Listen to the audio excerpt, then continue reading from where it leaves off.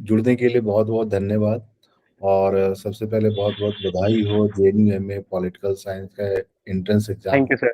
पे एडमिशन। अब तो सारा प्रोसेस हो गया है, डॉक्यूमेंट्स आपने अपलोड कर दिया, सिर्फ फिजिकल वेरिफिकेशन बाकी है ना? Yes sir. हाँ, तो ज्वाला जी थोड़ा-सा अपने बारे में एक शॉर्ट इंट्रोडक्शन दे दीजिए। आप कहाँ से हैं, कहाँ से आपने पढ़ाई की है? और फिर सीयूईटी के बारे में आपने कैसे सोचा? जेएनयू के बारे में आपने कैसे सोचा? यस सर, बिल्कुल सर। सर जैसा कि आपने बताया, मेरा नाम ज्वाला सिंह है और सर मैंने अपना प्लस टू और अपनी ग्रेजुएशन दोनों ही बिजनौर से की है। बिजनौर सर एक डिस्ट्रिक्ट है उत्तर प्रदेश का।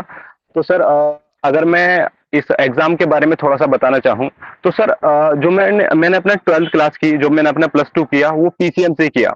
मेरा इस तरह का कोई ह्यूमैनिटीज का ट्वेल्थ क्लास तक कोई बैकग्राउंड नहीं था।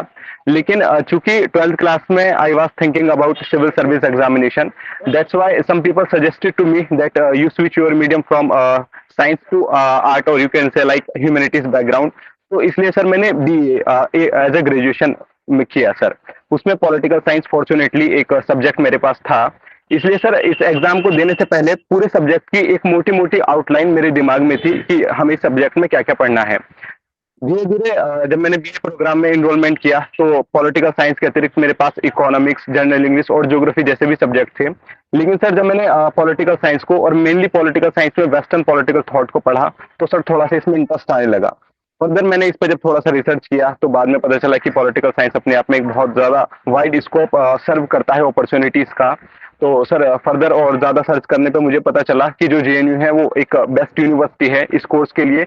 और आपके यूट्यूब चैनल पे सर आपने एक पूरा इंट्रोडक्शन इस तरह का डाल रखा है, और जो पहले यूट्यूब आपके यूट्यूब पे कुछ सक्सेस स्टोरीज हैं, उन्हें देखने के बाद ये मुझे रियलाइज हुआ कि मुझे जेएनयू में जाना चाहिए इस एग्जाम के अपने इस कोर्स को परस्यू करने के लिए।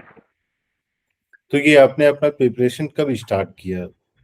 सर जी। प्रिपरेशन तो सर प्रिपरेशन को बताने से पहले मैं थोड़ा सा ये बताना चाहूंगा कि मैं हिंदी मीडियम से हूँ सर। तो हम्म। जो प्रिपरेशन स्टार्ट करने से पहले एक थोड़ा बड़ा चैलेंज ये था कि मुझे अपना मीडियम, मैं अपना मीडियम कैसे चेंज करूँ।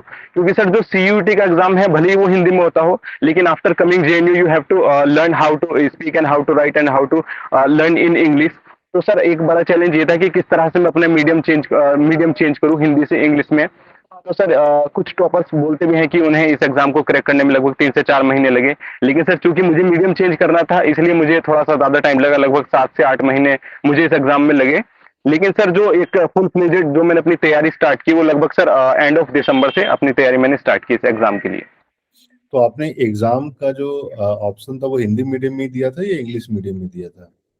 नहीं सर, मैंने इंग्लिश मीडियम चुना था एग्जाम का ऑप्शन। Yes sir. तो लेकिन आपकी प्रिपरेशन हिंदी में हुई थी या प्रिपरेशन भी आपने इंग्लिश में किया? नहीं सर, जो मेरी ग्रेजुएशन थी वो हिंदी में हुई थी, और जो मेरा प्लस टू था वो भी हिंदी में हुआ था। लेकिन सर इस एग्जाम के लिए और वैसे भी सिविल सर्विस की तैयारी के लिए मैंने अपना मीडियम चेंज इंग्लिश में किया। और सर इसके लिए जो भी सोर्सेज थे वो पहले मैंने उनका कुछ बेसिक हिंदी में कलेक्ट किया, हिंदी में पढ़ा। देन उसके बाद उन चीजों को इंग्लिश में पढ़ा सर। तो मैंने अपना जो एग्जाम दिया वो इंग्लिश में दिया सर। ज्वाला जी एक चीज बताइए, जैसे आपने जब अपना प्रिपरेशन स्टार्ट किया सीयूईटी के लिए, तो हिंदी मीडियम में कितने रिसोर्सेस अवेलेबल थे और इंग्लिश मीडियम में कितने अवेलेबल थे? क्योंकि देखिए ये हम लोगों के लिए भी चैलेंज होती है। बहुत यस सर। सारे लोग बोलते हैं कि सर आपके सारे इंग्लिश में ही है। अब हिंदी हम लोगों के लिए भी पॉसिबल नहीं हो पा रहा, तो आपसे समझना चाहेंगे जब आपने इंग्लिश में स्विच किया तो क्या रिसोर्सेज की अवेलेबिलिटी ज्यादा बढ़ गई, चीजें आसान हो गई प्रिपरेशन करने में, या हिंदी सर से भी प्रिपरेशन की जा सकती है? सर सबसे पहली बात तो ये कि जो मेरा मीडियम चेंज करने का डिसीजन था वो इसी बात पे बेस्ड था कि इंग्लिश में जो रिसोर्सेज की एक्सेसिबिलिटी है वो थोड़ी ज्यादा है। सर इंटरनेट आजकल हम बहुत ज्यादा यूज करते हैं, लाइक मेनली चैट जीपीटी जैसी एप्लीकेशन भी बहुत ज्यादा यूज करते हैं।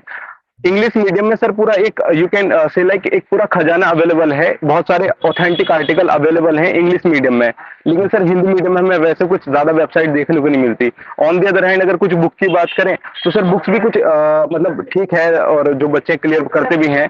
लेकिन सर जो मैंने जैसे ओपी गाबर की बुक भी पढ़ी, सिमिलर, जैसे मैं एक एग्जांपल देना चाहूँ तो पॉलिटिकल थियरी की बुक मैंने पहले हिंदी में पढ़ी, उसके बाद इंग्लिश में पढ़ी। तो सर मैंने रियलाइज किया कि हिंदी में जो कंटेंट है वो बहुत ज्यादा वास्ट है। उसे उस कंटेंट को पढ़ के तुम्हारी एक जो कंसेप्चुअल क्लियरिटी है वो क्रिएट तो हो सकती है, वो तो बन सकती है, लेकिन जो एग्जाम का नेचर है, मेनली एग्जाम का नेचर फैक्चुअल है, अब उसे टैकल करने में बहुत ज्यादा दिक्कतें क्रिएट होंगी, प्रॉब्लम क्रिएट होंगी। और सर जब मैंने अपना मीडियम एक बार हिंदी से इंग्लिश में चेंज कर दिया, तो मैंने पाया कि जो रिसोर्सेज हैं वो बहुत ज्यादा अवेलेबल है। मेनली जो एक कंसेप्ट हम बोलते हैं शॉर्ट नोट्स, वो इंग्लिश में बहुत ज्यादा अवेलेबल है सर। हिंदी में मुझे नहीं लगता कि इस तरह के कोई सोर्सेज अवेलेबल हैं। तो सर ये थोड़ा सा ये तो है ही कि इंग्लिश मीडियम में सोर्सेज ज्यादा अवेलेबल हैं। और सर एक और छोटी सी बात ये कि सर जो एग्जाम कंडक्ट हो रहा है, जैसे अभी एनटीए ने हमारा ये जो सीयूटी पीजी का एग्जाम कंडक्ट हुआ, उसमें लैंग्वेज का भी बहुत ज्यादा डिफरेंस रहता है। मतलब जो ट्रांसलेशन होता है, इस बार भी सर ट्रांसलेशन में लगभग 1 से 2 क्वेश्चन ऐसे थे जिनमें ट्रांसलेशन की प्योर मिस्टेक थी। उन्हें चैलेंज करने के बाद भी एनटीए ने उन्हें एक्सेप्ट नहीं किया। तो सर एक ये भी थोड़ी सी दिक्कत है मीडियम के साथ। ये इंग्लिश मीडियम इस पॉइंट ऑफ व्यू से थोड़ा बेटर है सर। हम्म। नहीं, इसलिए आपने बहुत अच्छे क्लियरली बता दिया कि अगर जेन्यूज के बारे में सोच रहे हैं, आगे फ्यूचर अगर बनाना है पॉलिटिकल साइंस के थ्रू, अगर मास्टर्स करने के बाद, चाहे वो एकेडमिक में करियर होना चाहिए या एडमिनिस्ट्रेटिव में, जहाँ भी जाना है, तो इंग्लिश को एट किसी न किसी लेवल पे आपको एक्सेप्ट करना ही पड़ेगा। या सर डेफिनेटली। ऐसे बच्चे हैं जो अभी से ही, अगर तो एक चीज तो आपने क्लियर कर दिया कि आपने 10th 12th में हिंदी मीडियम में किया है, ग्रेजुएशन भी हिंदी मीडियम में किया है, सर लेकिन फिर भी आप कन्वर्ट कर पाए हैं, यस आप सर, यस सर। चेंज कर पाए हैं, फ्रॉम स्विच कर पाए Hindi medium to English medium. So ये एक बहुत बड़ा एग्जाम्पल है। तो उन सारे स्टूडेंट्स के लिए जो ये सोचते हैं कि नहीं, एग्जाम क्रैक सिर्फ इंग्लिश मीडियम वाले बच्चे ही कर पाएंगे, हिंदी मीडियम वाले भी बच्चे जो है मेहनत करके इंग्लिश मीडियम के साथ compete कर सकते हैं। और यस आपने भी सर। क्लियरली ये बता दिया कि हाँ, हिंदी मीडियम में जो रिसोर्सेज की अवेलेबिलिटी है, एक्सेसिबिलिटी है, नोट्स की अगर हम लोग बात करते हैं, बुक्स की बात करते हैं, देखिए ओपी गुआबा जैसी बुक है वो आपको हिंदी मिल जाएगी, लेकिन कहीं ना कहीं आप अगर बेलीसन स्मिथ देख लेते हैं, एंड्रू हेवुड की बुक देख लेते हैं, तो इस तरीके से बहुत सारे ऐसे बुक हैं जो सिर्फ इंग्लिश मीडियम में ही है। Yes sir, yes sir. वो एक लिमिटेशन हो जाती है उन सभी स्टूडेंट्स के लिए जो हिंदी मीडियम से प्रिपरेशन कर रहे हैं। लेकिन आपने ये प्रूव कर दिया है कि हिंदी मीडियम से इंग्लिश मीडियम में जाना उतना भी कोई डिफिकल्ट चीज नहीं यस है। Sir, yes sir. Sir starting में जब हम अपनी जर्नी स्टार्ट करते हैं, तो सर शुरू-शुरू में थोड़ा लगता है कि जितना हम अपनी एनर्जी और टाइम मीडियम चेंज करने पे लगा रहे हैं, उतने में हम बहुत सारा कंटेंट कवर कर सकते हैं। लेकिन सर स्टार्टिंग के पॉइंट पे अगर थोड़ा-सा स्ट्रगल कर लिया, तो जो जर्नी है बहुत ज़्यादा ईज़ी हो जाएगी, मीडियम चेंज करना बहुत ज़्यादा ईज़ी हो जाएगा। हम्म। सो फिर आपने जब अपना प्रिपरेशन करना स्टार्ट किया तो किस तरीके से स्टेप बाय स्टेप आप अगर बता पाए कि कौन सा सबसे पहला स्टेप था, सबसे पहला चैलेंज क्या था? क्योंकि आप ऐसे जगह से भी बिलोंग करते हैं, हो सकता है कि वहाँ पे जो एक स्टैंडर्ड बुक जो हम दिल्ली यूनिवर्सिटी को मानते हैं कि उनके, अगर आप अंडर ग्रेड के सिलेबस को देखिएगा तो वो एक स्टैंडर्ड सिलेबस होता है, पूरे इंडिया में मोस्टली उसी टाइप के, उसी पैटर्न पे सिलेबस फॉलो किए जी, जाते हैं। तो आपने जब सोचा कि हाँ, मुझे सीयूईटी देना है, तो सबसे बड़ी चैलेंज क्या थी? सबसे पहली चैलेंज की क्या थी और आपने उसको कैसे एड्रेस किया? सर मैं थोड़ा स्टेप में इस चीज़ को बताना चाहूँगा। ये बात आपने सर सही बोली कि जो हमारी अंडर ग्रेजुएशन हुई है, उससे बहुत ज़्यादा बेनिफिट नहीं हुआ है। लेकिन थोड़ा-सा एक तरह से हम पॉलिटिकल साइंस से इंट्रोड्यूस हो गए कि सब्जेक्ट में हमें क्या-क्या पढ़ना है। हुँ, सबसे पहली चीज़ ये थी कि सर हमसे 1 साल पहले ही लगभग 2022 में सर जो सीयूईटी एड्रेस हुआ, तो उसमें जेएनयू जैसी बड़ी-बड़ी यूनिवर्सिटीज़ मर्ज होगी। तो अब हमें अलग-अलग यूनिवर्सिटीज़ के लिए जाके नहीं पढ़ना था। अब ये हमारे लिए एक बहुत बड़ा बेनिफिट हो गया था कि अब हमें एक स्पेसिफिक सिलेबस की तैयारी करनी थी और उसी में से क्वेश्चन बनने थे। तो सर सबसे पहला जो मेरा स्टेप रहा, वो सर सबसे पहले जो सक्सेस स्टोरी है टॉपर्स की, मैंने उन्हें बहुत ज़्यादा बार-बार रिकॉल किया, क्योंकि मुझे लगता था कि अगर किसी सक्सेस जो टॉपर है उनकी स्टडी अगर सुन रहे हैं 2 बार, 3 बार, 1 हफ्ते बाद, 1 महीने बाद, अगर थोड़ा भी स्टडी से इधर-उधर हो रहे हैं तो बार-बार देख लो, थोड़ा-सा एक लाइन और एक लेंथ में काम करने के लिए वो चीज़ें मुझे थोड़ी-सी ज़रूरी लगती थी। उस टाइम पे सर ठीक से रिजल्ट भी डिक्लेयर, मतलब उस तरह से हमें नहीं पता था कट ऑफ वगैरह के बारे में। तब आपने अपने चैनल पे कुछ लोगों को बुला के हमें इस पूरे एग्जाम के बारे में समझाया। तो सबसे पहला स्टेप ये था कि जो टॉपर्स या फिर जो प्रीवियस ऐसे लोग थे जिन्होंने इस एग्जाम को क्रैक किया था, उन्हें सुनना। उसके बाद सर जो पूरा सिलेबस था, मैंने उसका एक पूरा प्रिंट आउट निकालवा के जो मेरी स्टडी टेबल है उसके सामने लगा दिया। उससे ये हुआ कि हर सेगमेंट में कौन-कौन सा टॉपिक है, वो मुझे देख के उसे कवर करने में आगे को आसानी होने वाली थी। उसी के साथ-साथ जो प्रीवियस ईयर है उसकी एक बहुत ज़्यादा इम्पोर्टेंट भूमिका रही। वो सर मैं अभी आगे बात करूँ कि जो एमसीक्यूज़ हैं उनकी क्या इम्पोर्टेंस रहती है। तो अभी तक सर हमारे पास 1 से 2 साल का सीयूईटी पीजी का प्रीवियस ईयर था। जिसे देख के हम मोटा मोटा एक रफली आइडिया लगा सकते थे कि किस सेगमेंट से कितने क्वेश्चन पूछे जा रहे हैं और कितना डेप्थ में क्वेश्चन जाके पूछ रहे हैं। तो सर सबसे पहले सिलेबस और उसके बाद प्रीवियस ईयर, उसके बाद जो मेरी स्टडी हुई वो मैंने सर सेगमेंट वाइज की, मैंने पूरे डिवाइड करे, उसके बाद मैंने जो सेगमेंट थे वो डिवाइड कर लिए सर। सबसे पहला सेगमेंट जो सर पॉलिटिकल थियरी है सर, जो पूरा एक ये स्टडी में से दो फेस में बांटना चाहूंगा। पहला तो ये कि एक अपना पूरी जितने भी बुक्स है, जितने भी आर्टिकल है, जितने भी यूट्यूब सोर्सेस से आप अपना एक basic understanding, conceptual clarity develop कर सकते हैं वो। और दूसरा सर उस पे एक चार्म लगाने के लिए, उसे शार्प करने के लिए एमसीक्यू प्रैक्टिस, और जो एमसीक्यू से कुछ एडिशनल मटेरियल मिल रहा है वो उन सब में ऐड करना।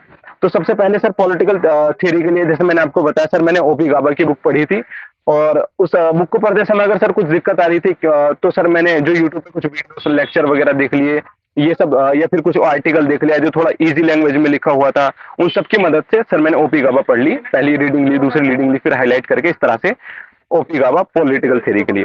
उसके बाद सर जो दूसरा सेगमेंट है वेस्टर्न पॉलिटिकल थॉट, उसके लिए सर मैंने सुवरा रंजन मैम के नोट प्रीफर किए। लेकिन सर एक बात जो मैं बताना चाहूंगा कि जो सुवरा रंजन मैम के नोट्स हैं बहुत ज्यादा हेल्पफुल हैं, और बहुत ज्यादा टॉपर्स जो मेरे से पहले भी आए हैं और जो आएंगे वो रेकमेंड करेंगे। लेकिन सर एक चीज जो मैंने नोटिस की वो ये है कि जो सुवरा रंजन मैम के नोट्स हैं वो यूपीएससी बेसिस पे बनाए गए हैं, मतलब कॉन्सेप्ट, उनमें कॉन्सेप्ट पे ज्यादा फोकस किया है। लेकिन जो सीयूटी का हमारा एग्जाम है वो कहीं ना कहीं नेचर में फैक्चुअल है सर। तो एक बार सुब्रत रंजन मैम के नोट्स जो हैं उनसे बेसिक अंडरस्टैंडिंग लेने के बाद आपको उनमें मटेरियल इनहेंस करना पड़ेगा, उसे बूस्टअप करने के लिए कुछ फैक्ट और डाटा उसमें ऐड ऑन करने होंगे। तो सर आप वेस्टर्न पॉलिटिकल थॉट के लिए मैंने सुब्रत रंजन मैम के नोट्स पढ़े। और सर इंडियन पॉलिटिकल थॉट के लिए sir edu Sikar sir YouTube पे एक चैनल है, तो सर उनके मैंने लेक्चर वगैरह तो ऐसे नहीं देखे, लेकिन जो उनके पूरे नोट्स थे वो सर मैंने परचेज कर लिए। वो सर ज्यादा कॉस्टली नहीं थे, बहुत चीप रेट पे मुझे मिल गए थे। और उस पूरे नोट्स में से जो जो हमारे सिलेबस में था, लाइक वी डी सावरकर और डॉक्टर भीमराव अंबेडकर और गांधी जी और कोटलिया, इन सब थिंकर्स के सेपरेटली नोट्स बना लिए। ये सर इंडियन पॉलिटिकल थॉट के लिए हुआ। उसके बाद जो सर सबसे बड़ा सेगमेंट है sir Indian government and politics, you can say like constitution. तो सर इसमें बड़ी दिक्कतों का सामना करना पड़ रहा था। लेकिन सर इसमें आप ही के यूट्यूब चैनल पे आपने पूरा एक ब्रीफ इंट्रोडक्शन इस पूरे सेगमेंट का डाल रखा है सर, कि इसमें ये पढ़ेंगे, इस तरह से स्टार्ट होगा, यहाँ तक आपको जाना है, इतनी डेप्थ तक जाना है। तो सर वो मैंने लगभग 2-3 बार देखा, उसे नोट डाउन किया, और ये एक पूरा मेरा एक तरह से खाका था कि मुझे इतना इतना पढ़ना है सर।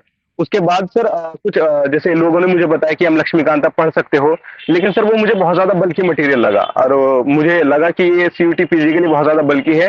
इसलिए सर मैंने केवल एक ही सोर्स इसके लिए फॉलो किया, वो था सर घटना चक्र। घटना चक्र सर हिंदी में भी अवेलेबल है और इंग्लिश में भी अवेलेबल है। मैंने केवल वही टॉपिक जो हमारे सिलेबस में मेंशन है वो घटना चक्र से एमसीक्यू प्रैक्टिस किए। उसमें सर अच्छी बात यह है कि एमसीक्यू जो जहां एमसीक्यू होगा उसके नीचे उसकी एक्सप्लेनेशन भी होगी, तो आप इजिली उस किसी भी क्वेश्चन को टैकल कर सकते हो। तो सर लगभग उसमें टोटल 2700 के आसपास एमसीक्यू हैं। लेकिन चूंकि मैंने बहुत ज्यादा सिलेक्टिव जो टॉपिक से रिलेवेंट थे वही किए थे, तो सर केवल घटना चक्र मैंने इसके लिए किया, और बहुत ज्यादा क्वेश्चन उसमें एग्जाम में भी टैकल इससे हो गए थे सर। इवन सर पिछली बार का जो एग्जाम हुआ था सीयूटी पीजी का, उसमें सर आपने भी जब पेपर एनालाइज करके बताया और कुछ जो टॉपर्स ने बताया, उन्होंने बताया कि जो कॉन्स्टिट्यूशन वाला सेगमेंट आया था वो बहुत ज्यादा वेग था, बहुत ज्यादा आर्बिट्रेरी था। लेकिन सर जब मैंने घटना चक्र को ठीक से पढ़ा, एनालाइज किया, तो सर मुझे पता चला कि घटना चक्र से ही बहुत सारे ऐसे क्वेश्चन थे उसके एक्सप्लेनेशन से जो सीधे सीधे एग्जाम में पूछ लिए गए थे। तो सर इसके लिए बस घटना चक्र मेरा एक ओनली सोर्स था। कभी कभी कुछ एक्सप्लेनेशन की जरूरत पड़ती थी, तो कुछ जैसे ज्ञान कोश एक बहुत बढ़िया वेबसाइट हिंदी मीडियम के लिए भी है सर वो, तो उसमें जाके कुछ अच्छे आर्टिकल पढ़ लिया, उसके बाद फिर से क्वेश्चन प्रैक्टिस किया। उसके बाद सर अगर कंपैरेटिव पॉलिटिक्स की मैं बात करूं तो कुछ जैसी जोहरी सजेस्ट करते हैं, लेकिन पर्सनली सर वो मैंने नहीं पढ़ी सर, इस वजह से मैं उस पर कुछ ना तो कमेंट पास कर सकता हूँ किसी भी तरह का। कंपैरेटिव पॉलिटिक्स के लिए बस मैंने कुछ यूट्यूब चैनल फॉलो किए और कुछ आर्टिकल देख लिए गूगल पे से, और वहीं से नोट डाउन कर लिया। क्योंकि सर मेरा पर्पस यही था कि एक बार मेरा जो कंपैरेटिव पॉलिटिक्स या कोई सा भी सेगमेंट है उसकी कॉन्सेप्चुअल क्लियरिटी हो जाए। कॉन्सेप्चुअल क्लियरिटी हो जाने के बाद जो डाटा और मटेरियल है वो तो मैं बाद तक उसमें इनहेंस करता रहूंगा, उसमें जोड़ता रहूंगा। इसलिए सर कंपैरेटिव पॉलिटिक्स के लिए मैंने इस तरह से कोई सेपरेटली बुक नहीं पढ़ी सर। और सर पबमेड का सेगमेंट जो था वो सर मैंने पूरी तरह से अवॉइड किया था, क्योंकि पिछली बार 1 या 2 क्वेश्चन भले आ गए हैं उससे, लेकिन सर वो मुझे नहीं लगा कि उसके लिए बहुत ज्यादा बुक पढ़नी चाहिए। और इवेंचुअली वैसे भी जब हम मल्टीपल क्वेश्चन एमसीक्यू सॉल्व करते हैं तो उसमें इतना सेगमेंट तो कवर हम कर ही लेते हैं कि 1 या 2 क्वेश्चन पे थोड़ी सी रीजनिंग लगा सके। उसके बाद सर बात करें अगर इंटरनेशनल रिलेशन की, तो सर इंटरनेशनल रिलेशन में जो ऑर्गेनाइजेशन है, पहले तो सर ये कि इंटरनेशनल रिलेशन पे आप ही की एक वीडियो है जिसमें सर आपने सार्क, एशियान और सर ये बिम्स्टेक के बारे में पूरे एक चार्ट में ही सबके बारे में, जैसे इनका जो फाउंडेशन ईयर है वो कब है, इनका हेडक्वार्टर का, वो सब आपने एक ही चार्ट में बड़े अच्छे से समझा रखा है। तो सर वहां से नोट डाउन किया, उसके बाद अलग अलग वेबसाइट पे विजिट करके उस मटेरियल को इनहेंस कर लिया। तो और जैसे ये जो कुछ थ्योरीज थी, लिबरलिज्म, आइडियलिज्म, इनके लिए जरूर मैंने कुछ इग्नू के मटेरियल और फिर कुछ वेबसाइट विजिट की, मतलब कुछ ऑथेंटिक वेबसाइट विजिट की, और इग्नू का मटेरियल बहुत ज्यादा हेल्पफुल इसमें रहा। और बस सर यही मेरा थोड़ा सा बुक और इन सेगमेंट के रिगार्डिंग पूरा रहा सर। सो ओवरऑल जो हम समझ पा रहे हैं, जो जितने भी स्टूडेंट हैं ये वीडियो देख रहे हैं, इसको उनको दो चीज का ध्यान रखना है। एक, सिंगल सोर्स से सारा सिलेबस कवर नहीं होगा, आपको मल्टीपल सोर्स को टच करना होगा, right. Yes sir, yes sir. और दूसरा, जो आपने जब सुब्रा रंजन मैम के नोट्स के बारे में बोला कि वो नोट्स किस तरीके से हम किसी भी सोर्स को रेफर कर रहे हैं, तो उसके पैटर्न को देखना है और मुझे समझना है कि मुझे क्या रिक्वायरमेंट है, यस उस sir, yes sir, yes sir. निकालना पड़ेगा।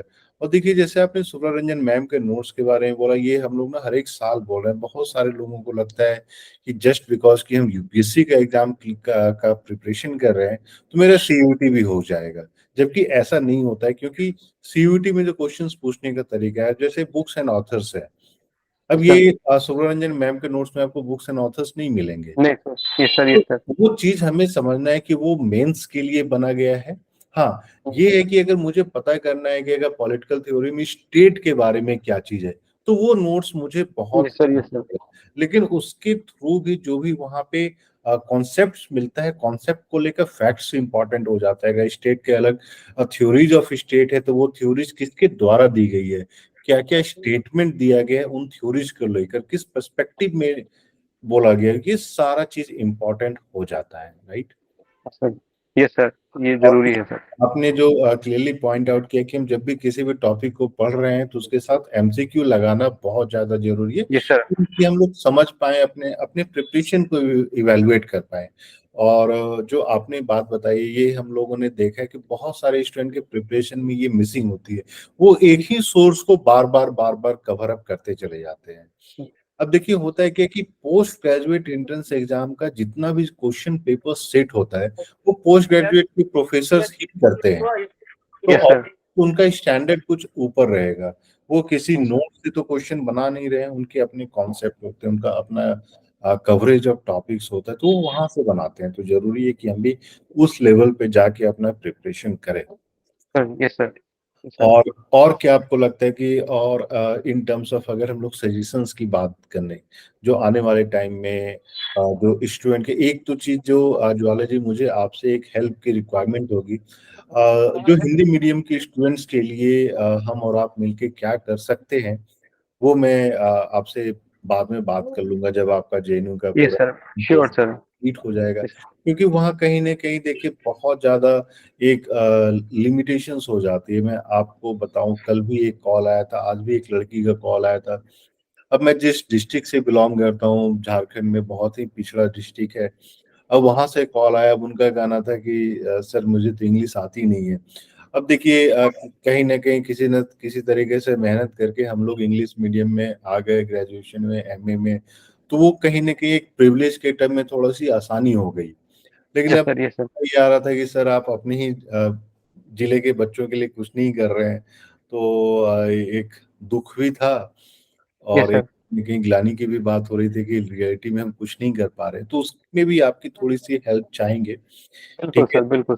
तो क्या सजेशन देना चाहिएगा स्पेशली उन हिंदी मीडियम स्टूडेंट्स के लिए, जो अगर हम उनके लिए बात करें जो इंग्लिश में नहीं स्विच कर सकते हैं, जो हिंदी में ही एग्जाम देना चाहेंगे या प्रिपरेशन करना चाहेंगे, तो वो कैसे करें। हिंदी मीडियम के लिए सर सबसे बड़ी बात तो ये है कि सर इसमें एमसीक्यू की बहुत ज्यादा भूमिका है। तो पढ़ने के हमारे दो तरीके होते हैं, या तो हम पहले कंसेप्ट को पढ़ लें उसके बाद एमसीक्यू प्रैक्टिस करें, या फिर एमसीक्यू प्रैक्टिस करते करते कंसेप्ट को टच करें। इसे रिवर्स इंजीनियरिंग इंजीनियरिंग इस तरह से इसको बोलते हैं सर। तो हम्म। सर हिंदी मीडियम के लिए भी एक अच्छी चीज ये होगी कि सर वो यूजीसी नेट के जो क्वेश्चन पेपर हैं सर, वो लगा लें ज़्यादा से ज़्यादा, लगभग पिछले 10 साल के। जैसे सर मैंने भी इस तरह से एक चीज़ की थी कि जो यूजीसी नेट के क्वेश्चन थे, वो सारे क्वेश्चन लिख के और उनके नीचे थोड़ी-थोड़ी थ्योरी मतलब इंटरनेट पे से देख के या फिर कोई अच्छी गाइड ले लें, उस गाइड में से देख के वहीं पे एमसीक्यू के नीचे थोड़ी-थोड़ी थ्योरी करके लिखते चल जाएँ, तो उनके अपने ही एक ऐसे नोट्स हो जाएँगे जो जिनमें फैक्ट भी होंगे, जिनमें डाटा भी होगा, जिनमें कांसेप्ट भी होगा। तो सर अगर हिंदी मीडियम से भी है तो ज्यादा से ज्यादा फोकस उनका मतलब एक बार किसी तरह बस कंसेप्ट को कवर कर जाएं, किसी भी आर्टिकल से, किसी भी बुक से, किसी भी यूट्यूब चैनल से। उसके बाद जो मेन फोकस होना चाहिए वो एमसीक्यू सॉल्व करने पे होना चाहिए। और सर अगर वो बार बार एमसीक्यू सॉल्व करेंगे, definitely they will crack the examination sir. अब वो इसके लिए सर वो जामिया का, बीएचयू का और सर वेरियस जो सेंट्रल यूनिवर्सिटीज हैं उनके क्वेश्चन पेपर यूज कर सकते हैं सर। हम्म। तो इसमें एक जैसे जामिया का क्वेश्चन पेपर सिर्फ इंग्लिश में ही आता है। ये सर वो इंग्लिश में आता है। दिल्ली यूनिवर्सिटी का जो पहले का क्वेश्चन पेपर था वो पिछले अगर मान लीजिए 6-7 साल की बात करें तो वो हिंदी में अवेलेबल है, ये क्योंकि सर, ये सर बाइलिंगुअल होते थे। एचयू का भी आपका सिर्फ इंग्लिश में ही है, बीएचयू का बाइलिंगुअल था। बीएचयू, ये और सर दोनों का भी जो एग्जाम हुआ था 3 साल, वो सिर्फ और सिर्फ इंग्लिश में ही हुआ था। ये चीज अच्छी बात है कि सीयूईटी का एग्जाम जो है ये अगेन बाइलिंगुअल है। तो बाइलिंगुअल उस चीज में हम लोगों को ये ध्यान देना होगा कि वहां से हम लोग कैसे क्वेश्चंस निकाल सकते हैं। निकाल सकते हैं। और सर यूजीसी नेट के अगर क्वेश्चन ज्यादा से ज्यादा देख सकते हैं यूजीसी सर। के क्वेश्चंस जो है वो भी आपके बाइलिंगुअल हैं, तो वो यस सर, यूजीसी के क्वेश्चन से एक बड़ा सोर्स हो सकता है। तो ज्वाला यस जी एक सर, काम करते हैं, इस कॉल के बाद आपको फिर जब समय मिले आप मुझे ना एक बार वो जो आपने रिसोर्स को फॉलो किया था हिंदी मीडियम के लिए स्पेशली, वो आप अगर मुझे दे दीजिएगा तो वो फिर स्टूडेंट्स के साथ एक यूट्यूब पे वीडियोस बना के ये डाल देंगे, क्योंकि इंग्लिश मीडियम के लिए यूट्यूब पे भी बहुत ज़्यादा चीज़ें अवेलेबल है। और हिंदी मीडियम के लिए जो है फिर वो थोड़ी-सी ना प्रॉब्लम हो जाती है। अब देखिए एक समस्या जो यूट्यूब में भी निकल कर आ रहा है, बहुत सारे बच्चों ने कॉल किया है कि in terms of authenticity of source की अगर हम लोग बात करते यस हैं, सर, यस सर, ठीक है, अब मान लीजिए कोई ऐसा स्टूडेंट है जो पीएचडी के स्कॉलर्स हैं, जो दिल्ली यूनिवर्सिटी से या जेएनयू से जिन्होंने पढ़ाई की है, तो ऑफ कोर्स वो इंग्लिश मीडियम पे ही कुछ बताएँगे। यस सर, मीडियम या पे वो चांसेस बहुत कम होते हैं। सो उनका कवरेज भी एक लिमिटेशन हो जाता है, जो आप बताते हैं कि हम मान लीजिए यूट्यूब के थ्रू तो बहुत सारी चीज़ें देख सकते हैं। यस लेकिन सर, कौन-सा सोर्स ऑथेंटिक है, उससे मुझे कितनी चीज़ें लेनी है, क्योंकि बहुत बार समय ना वो सोर्स को ढूँढने में भी चला जाता है और ये आपके साथ भी यस सर, समस्या होगी कि यस जैसे सर, अलग-अलग टॉपिक के लिए आपने बोला कि ये चैनल है, वो नोट्स यस हैं, सर, तो ऑथेंटिसिटी के बारे में थोड़ा-सा ना लिमिटेशन हो जाता है, तो इस पे भी हम लोग यस मिलकर कुछ ना कुछ काम कर सकते हैं। बिल्कुल सर। बाकी आपकी सर तरफ यस आपने सर, प्रेशर कैसे हैंडल किया? आपको क्या डर नहीं लगा कि यार हम तो हिंदी मीडियम वाले हैं, इंग्लिश में प्रिपरेशन कर रहे हैं, होगा, नहीं होगा? तो इस चीज़ को आपने कैसे हैंडल किया? सर थोड़ा मेरे पास टाइम ज़्यादा था क्योंकि पिछली बार जब एग्ज़ाम हुए थे, उसके बाद से ही आपके यूट्यूब चैनल पे जो टॉपर्स हैं उनकी वीडियोज़ आने लगी थी। और हुँ, मुझे ये तो फ़ील हो रहा था कि जो दूसरी यूनिवर्सिटीज़ हैं जैसे डीयू है और जामिया, जो बड़ी-बड़ी यूनिवर्सिटीज़ हैं, उनके साथ ये तो एडवांटेजेज़ हैं कि वो अंडर ग्रेजुएट में उस लेवल का पढ़ लेते हैं। लेकिन एक छोटी-सी प्रॉब्लम ये भी है कि वो लोग अपने सेमेस्टर एग्ज़ाम में इतने ज़्यादा बिज़ी होते हैं कि स्पेसिफिकली सीयूईटी के लिए मे बी उतना टाइम उन्हें ना मिल पाता हो। लेकिन सर जो हमारी यूनिवर्सिटीज़ हैं उसमें इतना ज़्यादा एफर्ट हमें मारना नहीं पड़ता। तो इसलिए जो मेरा स्टार्टिंग से मैंने सीयूटी और जो ओरिएंटेड मेरी स्टडी थी वो स्टार्ट कर दी। और जब मुझे लगा कि टाइम अभी मेरे पास काफ़ी है, तो हुँ। इसलिए मैंने जो अपनी प्रिपरेशन थी वो इंग्लिश में स्टार्ट कर दी। और सर इवेंचुअली ये तो था ही कि अगर लास्ट तक मीडियम चेंज ना हुआ तो इस बार हिंदी में भी ऑप्शन है, उसमें ही दे देंगे। तो थोड़ा सर ये एक प्लान बी की तरह था। चलिए, तो ज्वाला जी बात करने के लिए बहुत-बहुत धन्यवाद। Thank you sir. आपने जिस विस्तार में चीज़ों को बताया है, मुझे आशा है कि आने वाले टाइम में जितने भी ऐसे स्टूडेंट हैं, हिंदी मीडियम वाले हों या इंग्लिश मीडियम वाले हों, हिंदी मीडियम के साथ वो ना पहले ही मनोबल टूट जाता है, वो हतोत्साहित हो जाते हैं कि पता नहीं मेरा होगा कि यस नहीं सर, होगा, इंग्लिश वाले तो इतने सारे बच्चे हैं। तो उस चीज़ को आप जो है एक प्रेरणा के स्रोत हैं उन सारे बच्चों के लिए। थैंक यू और सर। अगर आपके पास समय है तो आपने ये प्रूव कर दिया है, साबित कर दिया है कि 5-6 महीना में मेहनत करके इंग्लिश में भी चीज़ें हो सकती है। अगर हिंदी यस में सर, मन बस एक बार वो ठान लें मन में कि हाँ, हिंदी में करें चाहे इंग्लिश में करें, मन लगाकर शुरू हो जाए, है ना? Yes sir, yes sir. ठीक है, ज्वाला जी आपने हम लोगों से बात किया, इसके लिए बहुत-बहुत धन्यवाद। नहीं और सर, एक्चुअली सर आपके यूट्यूब चैनल से बहुत ज़्यादा हेल्प सर मुझे मिली।